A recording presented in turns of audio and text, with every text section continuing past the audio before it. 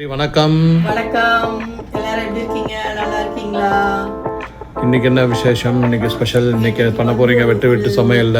வெட்டு சமையல்ல இன்னைக்கு ஒரு ஸ்வீட் ஐட்டம், ராகி லட்டு சொல்லலாம்.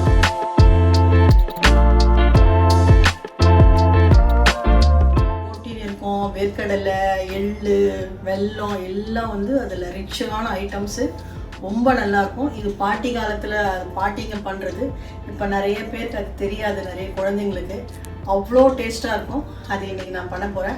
எங்கள் பாட்டி எனக்கு செஞ்சு கொடுத்துருக்காங்க. அது நாங்கள் ரொம்ப என்ஜாய் பண்ணி சாப்பிடுவோம் சின்ன வயசில். உரலில் உட்காந்து இடித்து கொடுப்பாங்க. ரொம்ப சூப்பராக இருக்கும். அதுதான் இன்றைக்கி நான் பண்ண போகிறேன். பார்க்கலாமா? ரொம்ப ரொம்ப ரொம்ப ஸ்வீட்டாக இருக்கும். அதை பற்றி நிறைய தமிழ் கதைகள்லாம், பழையங்கால கதைகள்லாம் இருக்குது. இப்போ அதுக்கு தேவையான பொருள்லாம் எடுத்து வச்சுருக்கேன். நம்ம பார்க்கலாமா எப்படி பண்ணலான்ட்டு. ராகி பவுடரு. ராகி வந்து நான் ஒரு கப்பு ஃபுல்லாக எடுத்து வச்சுருக்கேன். ராகி பவுடரு, தேவையான உப்பு எடுத்து வச்சுருக்கேன், தேவையான தண்ணி, வறுத்த வேர்க்கடலை, எள்ளு, வெல்லம். இப்போ நான் எப்படி பண்ணுறதுன்னு காமிக்கிறேன். ஒரு ராகி மாவு எடுத்து வச்சுருக்கேன், அதை இதில் போடுறேன். கொஞ்சம் உப்பு, தண்ணி ஊற்றி நம்ம சப்பாத்தி மாவு பிசைகிற மாதிரி பிசைஞ்சிக்கணும்.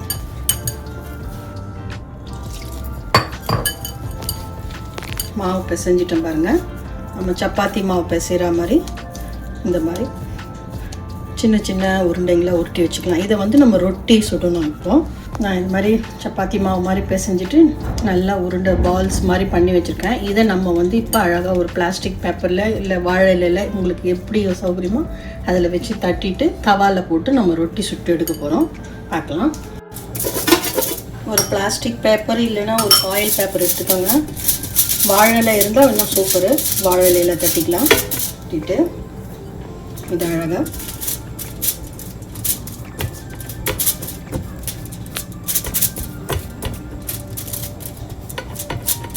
நம்ம தவாவில் போட்டு ரொட்டி சுட்டு வச்சுக்கலாம். இந்த மாதிரி எல்லா பால்ஸ் உருண்டைங்களையும் அழகாக நம்ம தட்டிட்டு ரொட்டி சுட்டுட்டு நான் மறுபடியும் உங்களுக்கு வரேன்.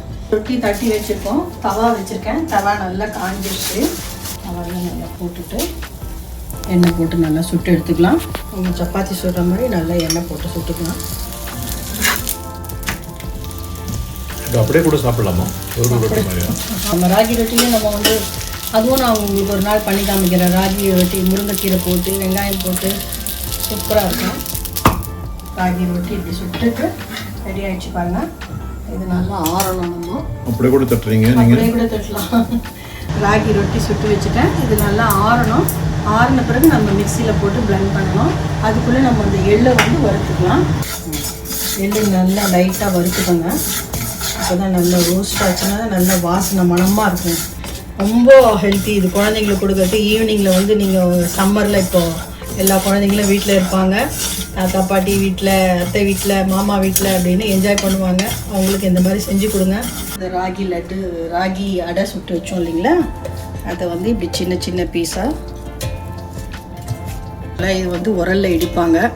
இப்போ யாரும் நம்ம உரல் யூஸ் பண்ணுறதில்ல. அதனால உரலில் இடித்தா ரொம்ப டேஸ்ட்டாக இருக்கும். பொடி பண்ணிட்டோம் பாருங்கள் நல்லா சூப்பராக. இப்போ ஒரு பவுலில் போட்டுக்கலாம். நம்ம ஒரு கப்பு ராகி மாவுக்கு ஒரு கப்பு வேர்க்கடலை, வறுத்த வேர்க்கடலை. ரொம்ப பொடியாக்கக்கூடாது. கொஞ்சம் கொரன்ற பதத்துக்கு எடுத்துக்கணும். பொரிச்சிருக்கோம். ரொம்ப நைஸாக அரைக்க வேணாம். நீங்கள் இது மாதிரி கொஞ்சம் கொரன்ற பதத்துக்கு அரைச்சிக்கணும். இது நம்ம எள்ளு வறுத்து வச்சோம் இல்லைன்னா அதையும் பொடி பண்ணிக்கணும். ரொம்ப நைஸாக அரைக்க வேணாம். இது மாதிரி கொரன்ற பதத்துக்கு அரைக்கணும். அப்போ தான் நம்ம சாப்பிடும்போது, லட்டு சாப்பிடும்போது நமக்கு நல்லா க்ரன்ச்சியாக நல்லா இருக்கும். ரொம்ப நைஸாக அரைக்கக்கூடாது. பொடி வெல்லம் அதையும் கொஞ்சம் மிக்சியில் ஒரு ஓட்டிக்கணும். ராகி ரொட்டி சுட்டோம். நம்ம ராகி ரொட்டி சுட்டு அதை ஆற வச்சு மிக்சியில் போட்டு நம்ம பொடியாக பண்ணோம். அதுக்கப்புறம் வறுத்த வேர்க்கடலை பொடி பண்ணி அதையும் நம்ம அதில் போட்டோம். அப்புறம் வறுத்த எள்ளு அதையும் பொடி பண்ணி போட்டோம். லாஸ்ட்டில் இப்போ வந்து பொடிச்சா வச்சுருக்க வெல்லமும் போட்டுட்டு இப்போ எல்லாம் ஒன்றா சேர்கிற மாதிரி நல்லா கலந்து நம்ம லட்டாக பிடிக்கணும். அவ்வளோதான். எல்லாம் நல்லா கலந்துச்சு. வெல்லம், வேர்க்கடலை, எள்ளு, ராகி ரொட்டி நம்ம சுட்டு பவுடர் பண்ணது எல்லாம் போட்டாச்சு. இப்போ லட்டு பிடிக்க வேண்டியதுதான்.